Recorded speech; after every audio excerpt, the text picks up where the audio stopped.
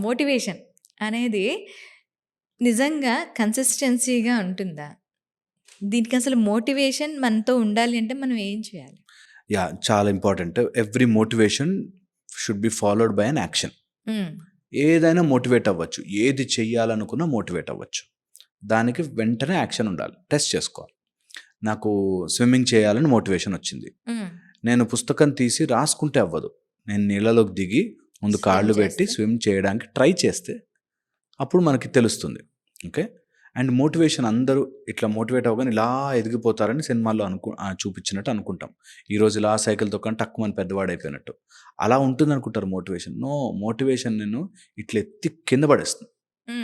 నీకు మోటివేషన్ ఆ కిందకి వెళ్ళాక మళ్ళీ అవసరం, మళ్ళీ లేవడానికి. లేవడము పడడము వరకే మోటివేషన్ ఉపయోగపడుతుంది.